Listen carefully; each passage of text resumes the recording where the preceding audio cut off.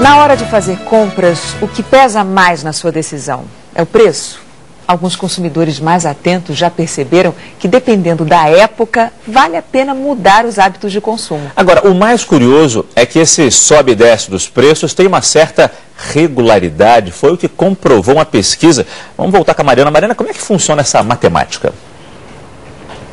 Bom, Márcio, é assim, você calcula o logaritmo da evolução das médias de mudança nos picos de valores. Não, ótimo. Brincadeira. É brincadeira, mas olha, explicar como os preços se comportam é sim uma tarefa complexa, que foi encarada por uma pesquisadora da USP. Ela mergulhou em 5 milhões de itens e descobriu por quanto tempo os preços se mantêm. E pode até parecer mentira, mas tem produto que fica mais barato, sim. Se você estivesse no supermercado e alguém perguntasse, mudança de preço, o senhor acha que é sempre para mais ou para menos? Normalmente é para mais.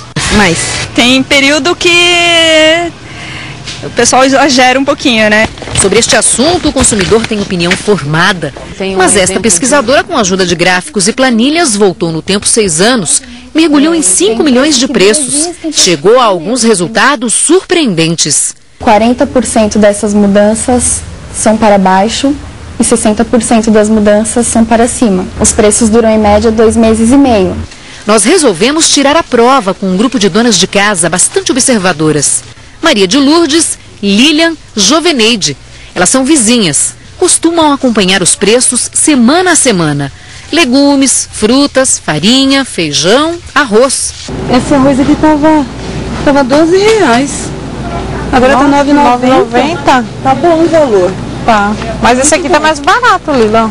Sempre de olho nos preços. Eu pego o jornalzinho, vou comparando os preços, sempre atenta. Segundo a pesquisa, alguns alimentos mudam várias vezes de preço num único mês. São aqueles que não são industrializados, dependem muito do clima e também da situação dos agricultores.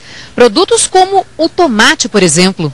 Quando percebem variação, não há dúvida. Economizar. Vai em um mercado, em outro. Terminadas as compras, é hora de carregar o carro. E se o consumidor precisar encher o tanque, pode ter uma surpresa. O preço do litro do álcool caiu 5,5% em São Paulo. Nos outros estados, o valor também baixou um pouco. Mas para ser realmente competitivo, o preço do álcool deve representar 70% do preço da gasolina. Achou a conta complicada? Então veja se você mora nas regiões onde é melhor abastecer com gasolina. Acre, Amazonas, Amapá, Roraima, Pará, Piauí e Rio Grande do Norte. Em todos os outros estados, o preço do álcool é mais vantajoso. Em primeiro lugar é a distância. Infelizmente, nos estados mais distantes não há usinas. Mas o consumidor que está na rua há muito tempo já percebeu. Preço baixo demais pode ser sinônimo de armadilha. Me dei muito mal pondo álcool barato. Procurar o posto que vende o álcool barato, mas de boa qualidade, né? Não é qualquer um. E para valer a pena, o valor do litro do álcool não deve ultrapassar os 70% do valor da gasolina, porque o desempenho do motor a álcool, Márcio, é um pouco mais baixo do que o do motor a gasolina. Agora, são contas que fazem diferença, né, no fim do mês. É verdade. Agora, o seu logaritmo, algoritmo que você brincou no começo, a Miriam Leitão entendeu tudo. Nem me lembro mais. Você se deu mal que ela está aqui com a gente pediu para explicação e ela explicou tudo direitinho. Porque ela acompanha, ela registra esse sobe e desce dos preços e vai dizer para a gente como é que tem se comportado a inflação.